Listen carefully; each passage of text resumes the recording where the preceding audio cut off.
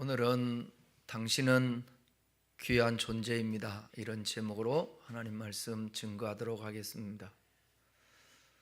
여러분은 귀한 존재로 생각하십니까? 목소리가 적어요. 그러면 안 귀해요? 근데 왜 두 번 말해야 대답을 하고? 근데 솔직히 하십시다. 스스로를 귀한 존재로 안 여기잖아요. 나는 왜 이렇게 못났지? 못생겼지? 나는 아는 게 없지?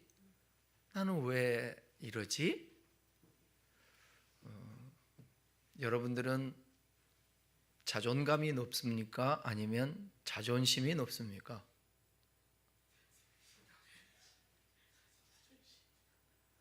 자존감 높으세요? 아니면 자존심이 강하세요? 제가 말씀드려 볼게요. 자존감이 강한 사람들은 지나가다가 누가 이게 흘겨도 상관하지 않습니다. 같은 직장 동료가 그냥 모른 체 하고 지나가도 그분 바빠서 그냥 지나간 거거든요. 자존감이 높은 사람은 그거 신경 쓰지 않습니다. 자존감이 높은 사람들은 누가 뭐라 그러면 뭐 그럴 수도 있지, 그건 지 생각이지, 그러고 넘어갈 수가 있습니다. 자존심이 강한 사람들은 오해도 많이 합니다. 그러니까 다른 사람은 편하게 얘기했는데 그게 꽂혀가지고 집에 와서까지 2박 3일 갑니다. 3박 4일은 안 가요. 그건 정상적인 사람이거든. 3박 4일은 안 가요.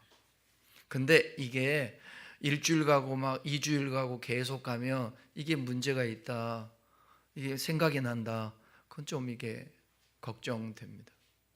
저도 자존심이 강한 사람입니다. 그런데 자존감도 전 높습니다. 어디 가서 기 안 죽습니다.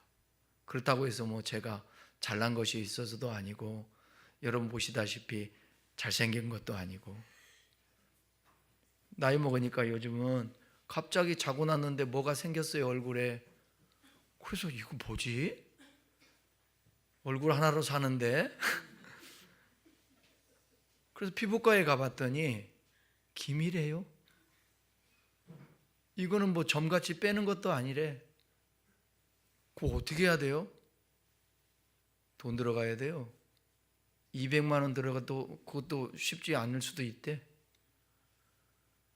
그래서 병원을 제가 예약한 것이 아니라 그냥 살기로 했어요. 여기다가 이렇게 뭐 칠해서 좀 가리고. 여러분은 자존심이 강하십니까? 다시 물어요. 자존감이 높으십니까? 자존감이 높은 사람은 겸손합니다. 자존심이 강한 사람은 교만합니다. 인간관계, 대인관계를 잘 못해요. 예수를 믿는다라는 것은 그냥 그분으로 인하여서 내가 편해지고 내가 목적한 바를 이루고 그게 예수 믿는 게 아니거든요. 오늘 왜 교회들이, 예수 믿는 사람들이 세상에서 그 역할을 다 못하냐면, 진정한 기도해야 될 것, 고민해야 될 것, 생각해야 될 것, 묵상해야 될 것, 이걸 안 해요. 예를 든다면 나의 인격이 다른 사람이 볼 때 어떨까? 나는 왜 이렇게 시기가 많지? 질투가 많지? 난 이렇게 욕심이 많지? 왜 항상 내려놓지 못하고 항상 경쟁하고 이겨야 되고 난 왜 이러지? 하나님, 내 속에서 일어나는 이 악한 감정들, 음란하고 이게 세상 것에 취하고, 하나님 그런 마음이 주님이 주신 마음이 아니고 그 하나님이 기뻐하지 않는다고 했는데, 주여 제 마음을 다스려 주십시오. 무릇 지킬만한 것보다 내 마음을 지키라. 생명이 그러니 이에서 난다고 했는데 제 마음 좀 지켜주세요. 아니, 예수 믿는다라는 게 복이라고 얘기하고 예수 믿는 것은 당당한 것이고 하나님의 축복을 누리는 사람인데 왜 나는 소심하고 어디를 가든지 늘 기죽어서 살죠? 하나님, 저 좀 도와주세요. 이런 기도해야 되잖아요.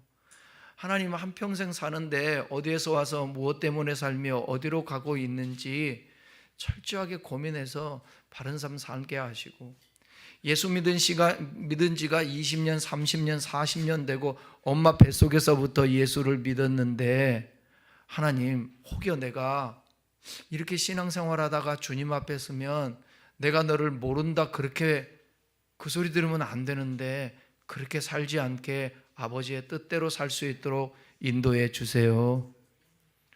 여러분, 제가 예수 믿은 지 딱 40년 돼요.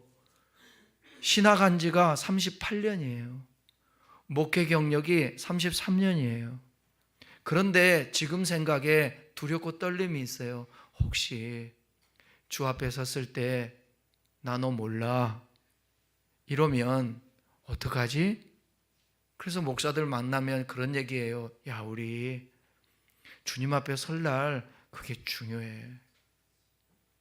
우리 선교사님, 필리핀 선교사님이 임직식이라고 여기 보내왔잖아요.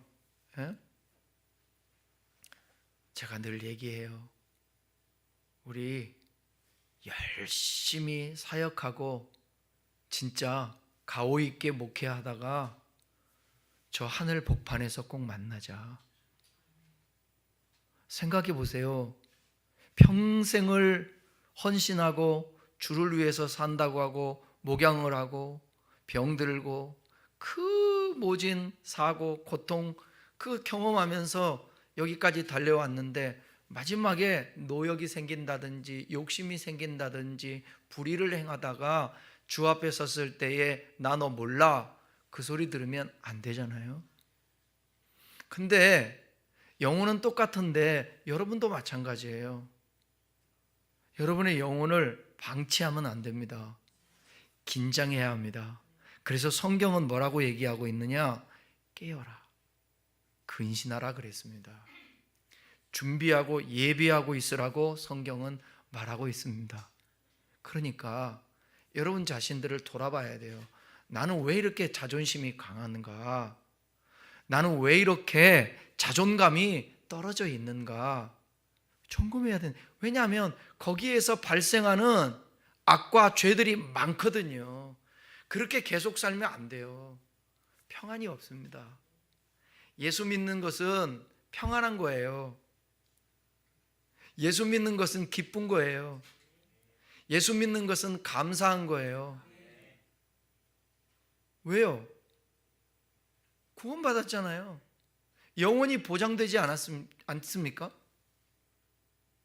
어제는 프린터가 고장이 났는데, 그러니까 여러분 뭔 행사를 놓고도 기도 많이 해야 돼요. 제가 항상 그 얘기 있잖아요. 저도 그래서 긴장하고 기도하고. 근데 어제 프린터가 고장 난 거예요. 순서지 다 뽑아야 되는데. 그래서 다행히 그 프린터 대여해 주시는 사장님하고 저하고 관계가 참 좋아요. 그래서 속에 있는 얘기도 좀 하고 오시면, 그래서 이제 연세가 좀 있으신데 어제 전화를 했더니 분당인데 일산 들어오면 연락하고 오겠다고 해서 7시 정도 오셨어요. 오셔서 고치는데 제가 옛날에 나눴던 대화가 기억이 나더라고요. 아드님이 신앙생활을 열심히, 군인인데 열심히 하는데 뭐 신학 얘기도 나오고, 그래서 제가 요즘은 좀 어떠세요? 그런 얘기를 했더니 너무 지금 그 아들 부부가 갈등하고 힘들다는 거예요.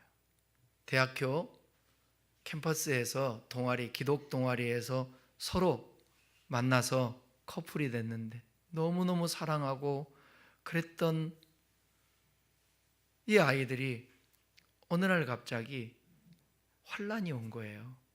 어떤 환란이 왔느냐? 군대에서 회식을 하고 그러는데 사령관이 주는 술 줬는데 거절한 거예요.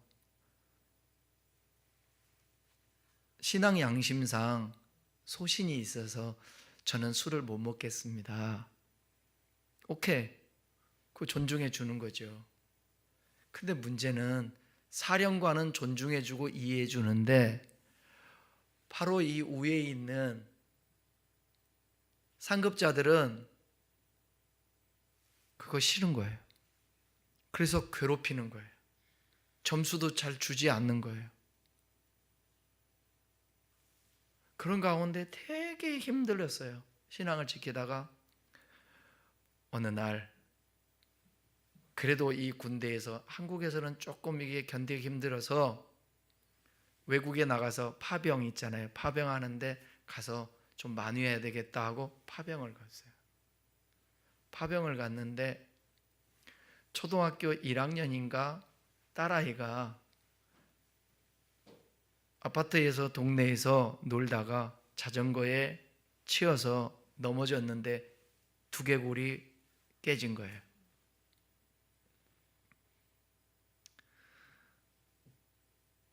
그 파병된 곳에서 얼마나 힘들었겠어요. 오지도 못하고. 그러다가 이게 뭔가, 아이가 저렇게 죽어가고 있고 그러는데, 그래서 좀 이따 들어오셨어요.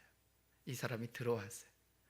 들어와서 다행히 군대 생활도 이렇게 하기도 하는데 이 아이 경험, 그 다음에 부대에서 경험한 것, 이것 때문에 신앙을 떠났어요.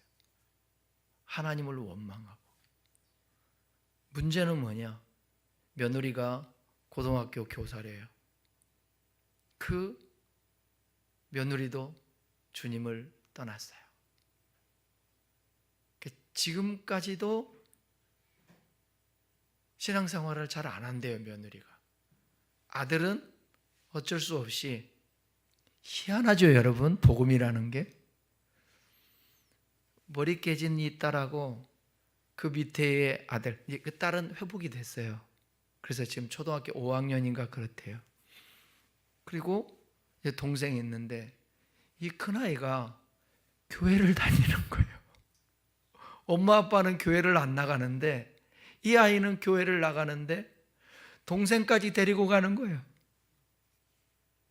그러니까 아빠가 멀리 대구에서 근무하는데 교회도 이제 애들 때문에 다니는데 가끔 가는데 엄마는 안 간다래요. 부부가 너무 지금 힘들다는 거예요. 갈등하고 일주일에 한 번 만나는데도 만나면 서로 싸우고 사랑도 안 하고. 근데 아빠가 이 오신 저 컴퓨터 프린터 해결해 주러 오신 이 아빠가 참 군인 출신인데 사람이 참 괜찮으신 분. 그 아들에게 찾아가서 아들과 대화하고, 며느리 모르게, 또 며느리가 알면 또 뭐 이게 한 줄 알고 그럴까 봐 가슴이 아프더라고요. 그러면서 그런 생각이 들어요. 그래, 저건 과정이니까. 그런 생각이 들어요. 하나님이 반드시 언젠가는 두 부부에게 회복의 은혜를 허락하여 주실 거예요. 그 끈으로 자녀들을 교회를 나가게 하는 거예요. 여러분, 우리가 살다 보게 되면 이런 일들을 겪어요. 그럴 때에 나는 어떻게 반응할 수 있을까? 영혼이라는 세계 속에서 한 육체의 옷을 입고 사는 시간이 70, 80, 90, 100. 긴 것 같지만 지나온 여기 80 넘으신 우리 권사님들 계시지만 살아와 보니까 뭐예요? 금방이지 않습니까? 60이 금방이에요. 언젠가는 이 시간들이 끝이 날 시간들이 반드시 오죠. 근데 이게 끝이 아니라 그 뒤에 또 이어지는 영혼의 세계가 있다라는 거예요. 저는 나의 모든 삶을 이 영혼 속에서 봅니다. 그러니까 바울이 그토록 죽음을 초월해서 헌신하고 이 땅에서 복음을 전하면서 그 살 수 있었던 것은 뭐냐면, 보이는 것은 잠깐이요 보이지 않는 것은 영원하다. 육신의 장막집이 무너지면 손으로 짓지 않은 집이 있으니 그곳을 바라보면서 가는 거예요. 겉사람은 후패하나 속사람은 날로 새로워지는데 그 속사람이 영생을 얻는 것이. 그러니까 이런 고민들을 해야 어떤 문제가 우리에게 일어난다 할지라도 이겨낼 수 있는 거예요.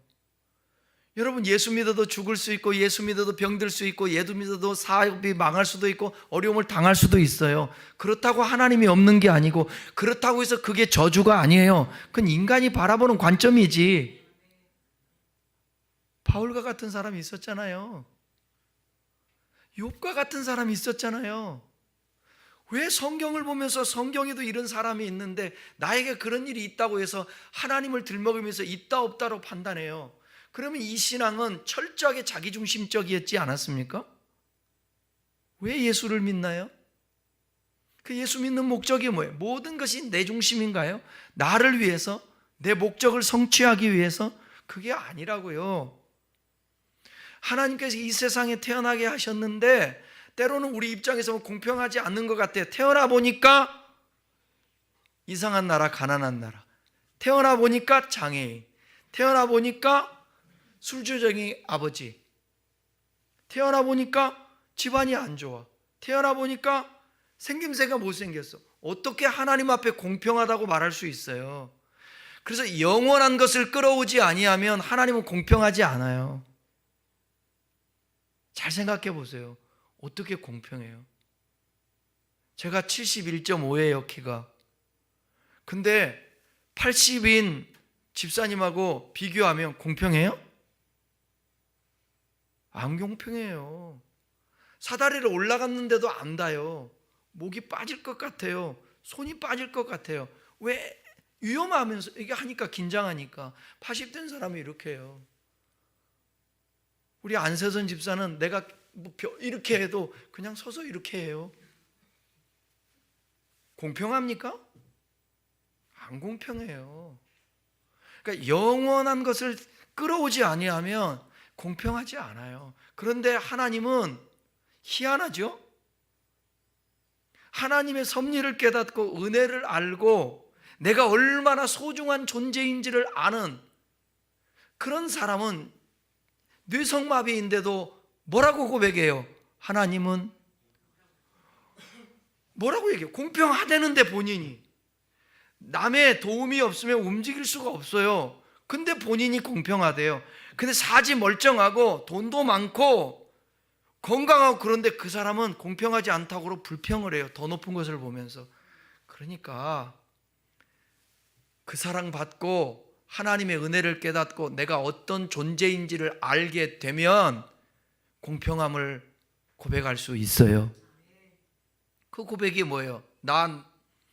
남이 가진 재물 없고 남이 가진 학교 한번 못 다녔으니까 지식 없고 남이 가진 건강 있지 않지만 남이 못 볼 걸 봤대요.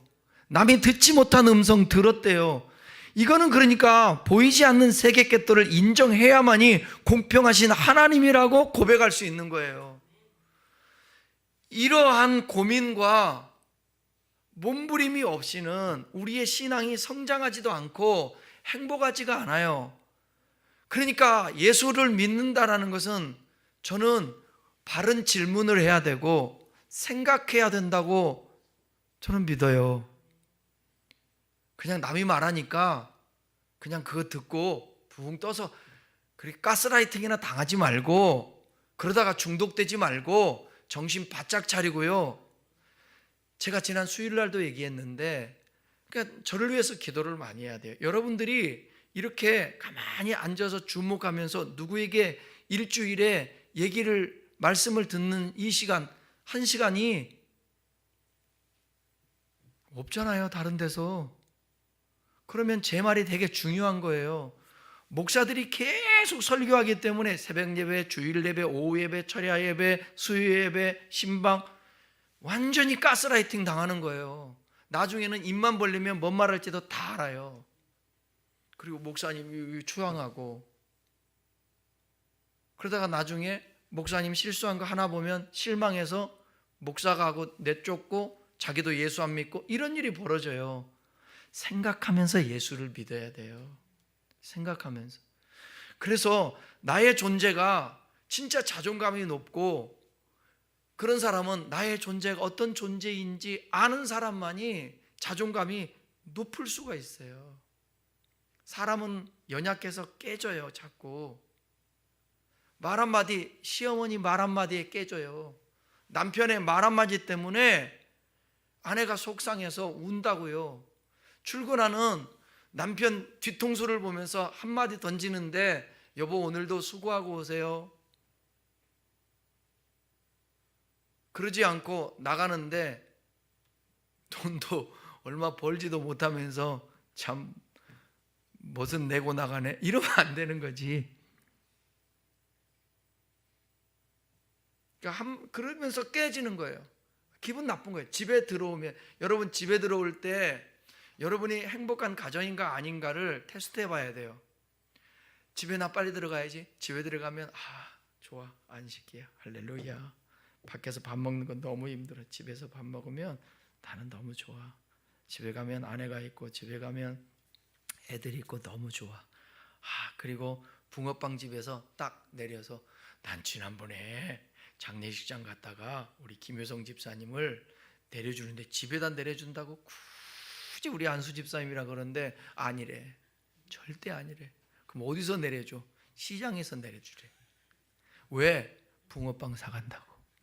그래서 됐다. 그래. 시장에서 붕어빵 사고 갖고 가야지. 뭐든 그것만 사겠어? 뭐든 사갖고 가서 그 마음이 기특하지 않아요? 추운 날씨에 그 집 앞에 가서 내려주면 되는데 아니라고. 은당 시장에서 그거 뭐 사갖고 가겠다. 뭐 사갖게 했나? 어이구 딸하고 아내가 사갖고 갔대. 그러는 거예요.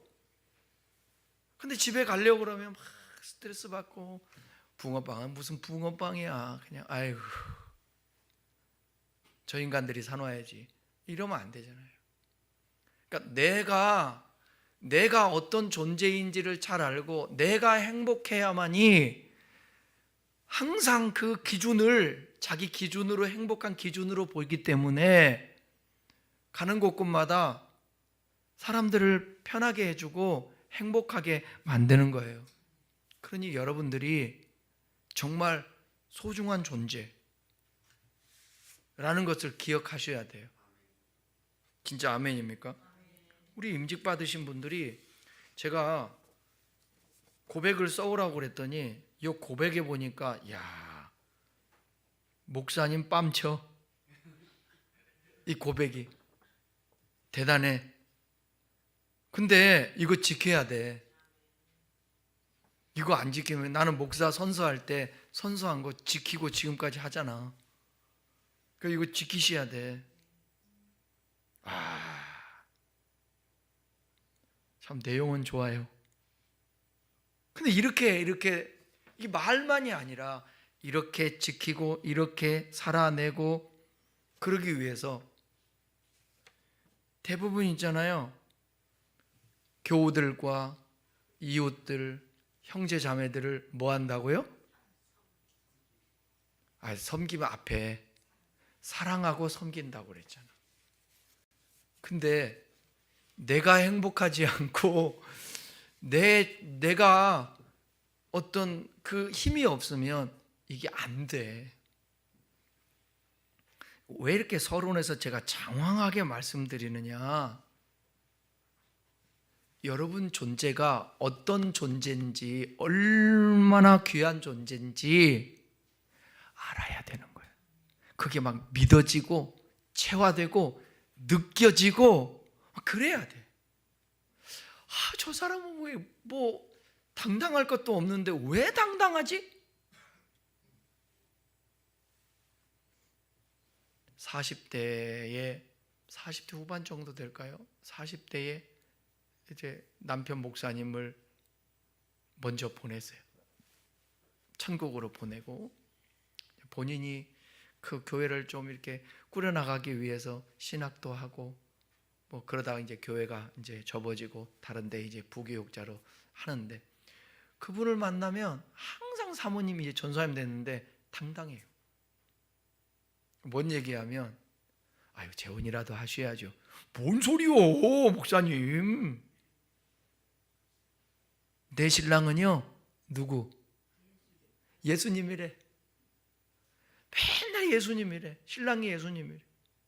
그러니까 본인이 그렇게 느끼니까 당당한 거예요. 여러분, 없는 것, 모르는 것, 그것 때문에 내 위치, 그것 때문에 너무 기죽거나 그러지 마시고 주님 안에서 우리 자신들을 재발견해야 돼요. 내가 주님으로부터 이 세상에 존재하게 됐잖아요. 무엇 때문에 살아요? 하나님이 이 세상에서 원하는 삶, 그것을 이루기 위해서 어디로 가요? 주님께로 가요.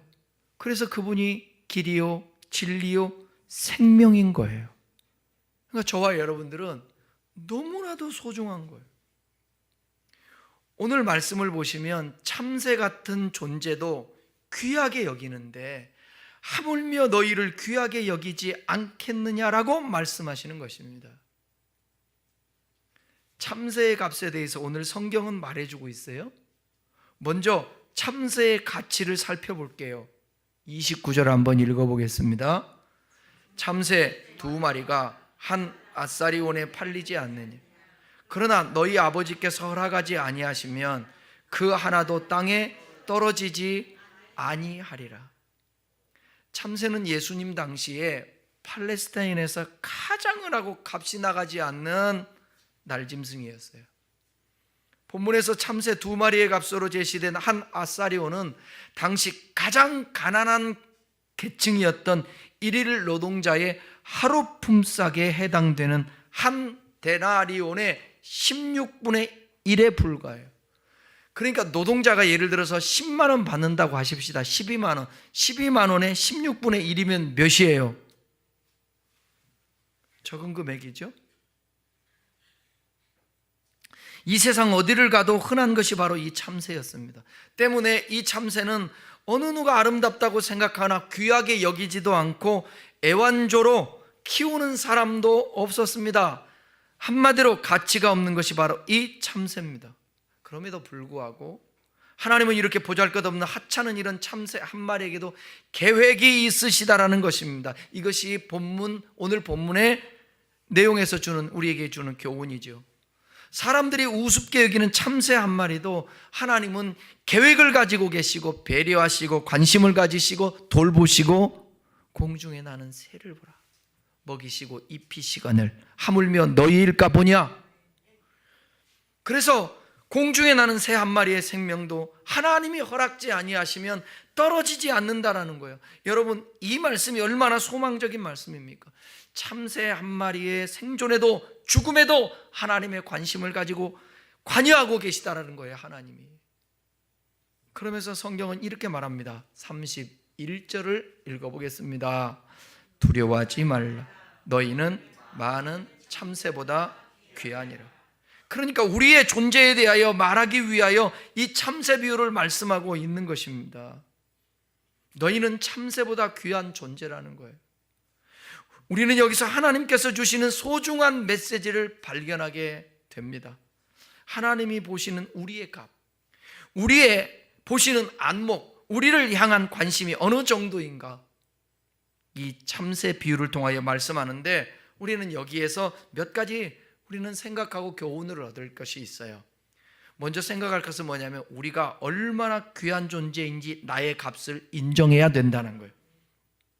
작은 돈으로도 많이 살 수 있는 싸구려의 대명사로 오늘 본문에 등장하고 있는 것이 참새인데, 이 참새가 얼마나 싸구려인지 다른 성경과 비교해 보면 오늘 본문에서 참새 2마리가 얼마에 팔린다고요? 한 아사리온에 팔린 것이 아니냐 말씀하고 있습니다. 한 아사리온에 참새 2마리, 그러면 2아사리온이면 참새 몇 마리를 살 수 있죠?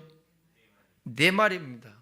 4마리. 그런데 누가복음에서는 조금 더 구체적으로 뭐라고 말하고 있냐면 누가복음 12장 6절입니다. 6절 한번 볼까요? 누가복음 참새 5마리가 두 앗사르에게 팔린 것이 아니냐. 그러나 하나님 앞에서는 그 하나도 잃어버리시는 바 되지 아니하는도다. 참새 5마리가 두 앗사르에 팔린다라는 얘기는 그럼 원래는 4마리인데 5마리를 준다. 그 한 마리는 뭐예요? 개평, 우수. 그 다음에 뭐라고 그래요? 덤. 한 앗사르니면 참새 2마리만, 2앗사르를 주면 참새 4마리. 근데 5마리 준대요. 하나는 덤이라는 거죠.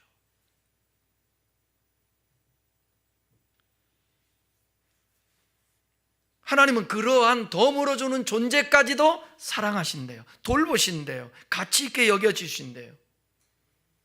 그럼 나의 값은 얼마나 되는가? 나는 누구냐 하는 것입니다. 나는 하나님이 값을 인정해 주시고 귀하게 여기시는 존재라는 거예요. 하나님이 나를 어떻게 대우하셨습니까? 당신의 아들 독생자 예수 그리스도를 이 땅에 보내주셔서 그를 죽이시면서까지 우리를 사랑했다라는 것입니다. 아들을 버리면서까지 나를 얻어야 했던 독생자 예수 그리스도하고 맞바꾼 존재가 바로 누구냐? 저와 여러분이라는 거예요. 그 우리의 가치가 얼마나 소중한지 아시겠죠? 아멘해요. 그러므로 우리를 비하하면 안 돼요. 나를 무시하면 안 돼요. 나라는 존재는 내가 아무렇게 비하하거나 무시할 수 있는 존재가 아니라 소중한 존재예요. 그래서 우리가 예수님 짤이에요. 소미, 우리가 누구라고? 얼마짜리라고? 1조? 예수님 짤이래. 요즘 애들은 이 멀티야. 딴짓하면서도 말씀 다 들어. 다 알잖아. 다 알아. 감사해요. 얼마짜리예요 우리가? 말만 하지 말고 그렇게 믿어야 여러분이 자존감이 있게 되는 거니까요. 하나님이 나를 귀하게 여기 소중히 여기시는 것입니다.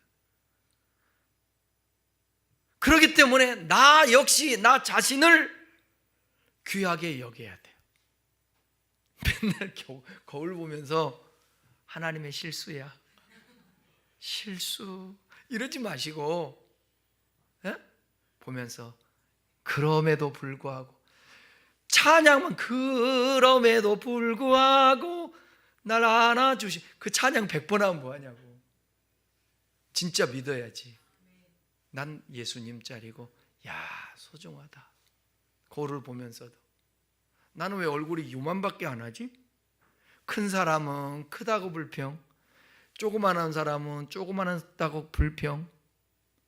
그러지 말고 있는 그대로 여러분들이 여러분 자체를 있는 그대로 받아들인다라는 것은 대단한 여기 속에 내공이 있는 사람들이에요.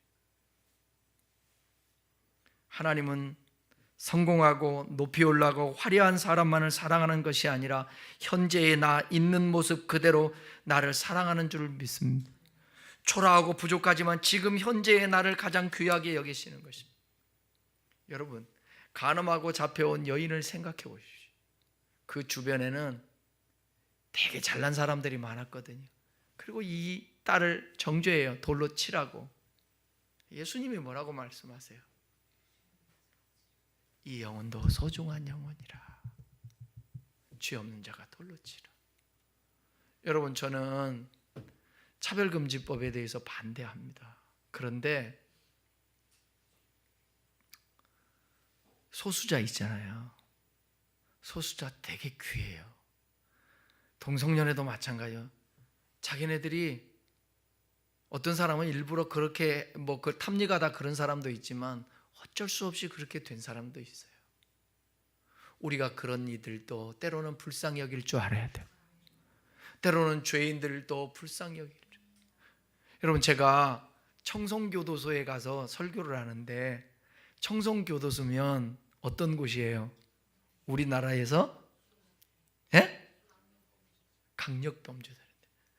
그 제가 이제 설교를 일산 기독교연합회에서 내가 이제 대표로 갔으니까 설교를 한 번은 축도하러 가고 한 번은 설교하러 갔었어요. 설교하러 갔는데 쫙 강단에 있는데 그들한테 설교할 때 뭔 설교를 해야 돼요? 죄에 대해서 설교를 해야 돼요, 안 해야 돼요?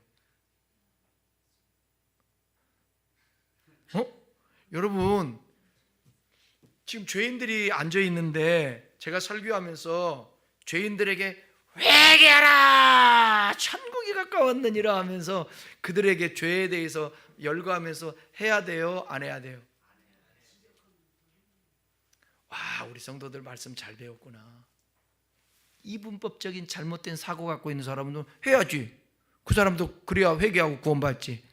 아이고, 성경에는 모든 것이 가하나 모든 것이 유익하지 않고 모든 것이 가하나 모든 것이 덕이 되지 않는다고 했는데 거기 가서 어떻게 죄 얘기해요? 그 사람들이 죄를 짓고 이곳에 왔지만 그 사람들의 소중한 존재예요, 아니에요? 지옥 뗄감이 아니라고요. 근데 바리새인, 사두개인, 율법학자들은 죄를 좀 지으면 다 지옥 뗄감으로 여기는 거예요. 자기와 다르다고. 근데 예수님은 죄인들을 찾아가요. 이게 다른 거예요. 그러니까 우리가 정말 연약하고 부족하고 죄인들까지도 품을 수도 있고 긍휼히 여기고 소중히 여기는 예수님의 마음이 우리에게 필요하다는 것입니다. 우리 또한 부족하고 연약할 때 내가 이 소중한 존재로 누군가가 나를 여겨준다면 그 사람도 나를 불쌍히 여기고 긍휼히 여기고, 여러분만 긍휼을 베푸는 것이 아니라 여러분도 긍휼을 받아야 될 대상이에요. 저도 긍휼만 베푸는 것이 아니라, 사랑하는 것이 아니라 저도 사랑을 받아야 되고 저도 긍휼을 받아야 될 대상인 것입니다. 참새는 자랑할 만한 깃털도 없어요. 잘생기지도 못했어요. 예쁘지도 않아요. 독수리의 날카로운 발톱과 힘센 부리도 없어요.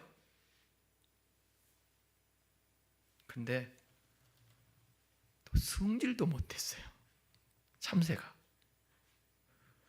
그래 못 키워요. 집에서 키울 수가 없어요. 참새는 어렸을 때 제가 시골에서 있잖아요, 잡아서 먹기는 했는데 잡아가지고 못 키워요. 넣어놓지를 못해요. 그 애완조가 안 되는 거예요. 죽어요. 왜요? 새 중에서 참새같이, 참새 걷는 거 보세요. 뛰는 거 총총총총총, 너무 성격이. 그래서 누구도 그렇게 잡아먹는 대상이지.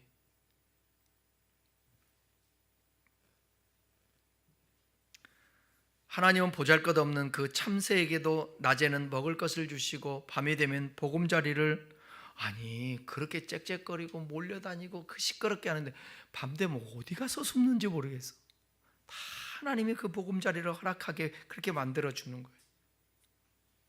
그런 새도, 덤으로 주는 새도 소중히 여기고 허락지 않으면 떨어지지 않는데 저와 여러분이 얼마나 소중해요. 머리털까지 새 신바되는 그런 존재 아닙니까? 그러니까 저와 여러분들은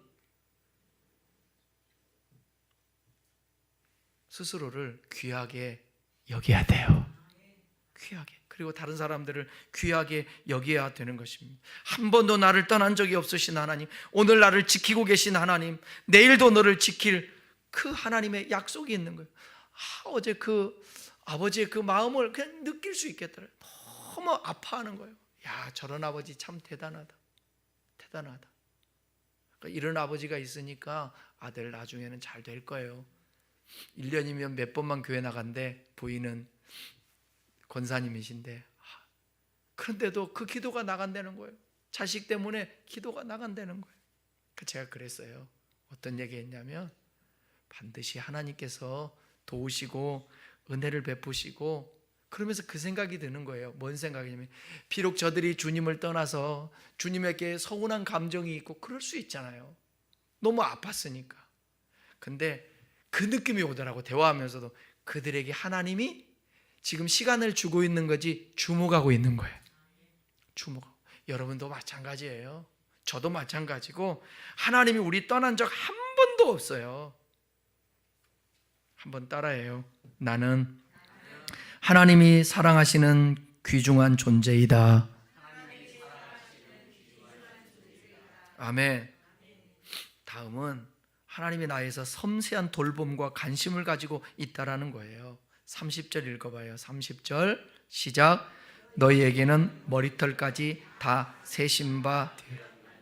이 말씀은 사람들이 무관심한 영역까지도 하나님은 깊은 관심을 갖고 계시다라. 그러니까 하나님 앞에 자꾸 토설하고 대화를 해야 돼. 하나님 앞에 고백을 해야 돼.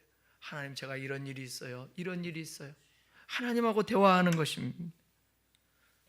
자녀들이 어려움을 겪을 때 부모님들이 살펴보지 않습니까? 자녀가 넘어졌을 때 이렇게 세고 도와주지 않습니까? 마찬가지로 우리 하나님께서도 저와 여러분들을 돌보신다라는 거예요. 또 한 가지 생각할 것은 우리의 미래에 대해서 너무 걱정하지 말고 하나님을 신뢰하라는 거예요. 그분이 책임지시고 인도하여 주실 것이니까. 오늘날 사람들이 자기 자신을 아주 값싸게 취급하는 사람들이 많습니다. 내가 내 자신을 그렇게 무시하면 남도 나를 무시하고, 우리가 자기 자신을 너무 과대평가하는 것도 문제이지만 너무 과소평가하면서 무시하는 건 더 큰 문제예요. 너무 자만해도 안 되지만 비굴해서도 안 되는 것입니다. 미래에 대해서 소망이 있는 사람은 아무렇게나 살지 않아요. 하나님은 오늘 말씀에서 참새의 운명에도 관심 가지시고 머리털까지 세시니 우리의 미래에 대해서 하나님이 예비하시고 인도하실 것이 아닙니까? 그러니까 오늘 미래를 준비하는 건 뭐냐면 하나님과의 올바른 관계를 유지하고 있으면 그분이 우리를 인도하고 가실 것입니다. 참새와 로빈새라는 시가 있습니다. 로빈새는 가슴에 빨간 깃털이 있는 미국에서 가장 흔하게 볼 수 있는 새예요. 로빈새가 참새에게 말했습니다. 참 이상하지? 사람들은 왜 저렇게 많이 걱정을 하고 살지? 왜 저토록 안절부절하고 안달을 하지? 참새가 대답했습니다. 내 생각에는 말이야, 나와 너를 돌봐주시는 하늘에 계신 하나님 아버지, 그분이 저들에게는 계시지 않은가 봐. 미물들이 하는 소리입니다. 오늘날 하나님을 믿는다는 게 뭘까? 하나님을 믿으면 그 믿는 자를 신뢰하면서 그분이 우리에게 어떻게 할까를 믿는다면 어떤 상황이 벌어진다 할지라도 태어날 수 있고 극복할 수 있고 이겨낼 수 있는 거 아니겠어요?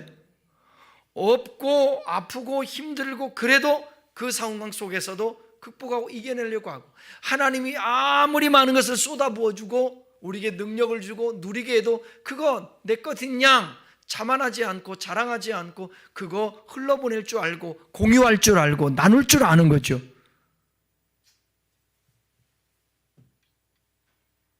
무엇을 먹을까, 무엇을 입을까 염려하지 말라고 하십니다. 미래를 걱정하거나 두려워하지 말라는 거예요. 왜? 너는 오늘 본문에 나오잖아요. 두려워하지 말라고.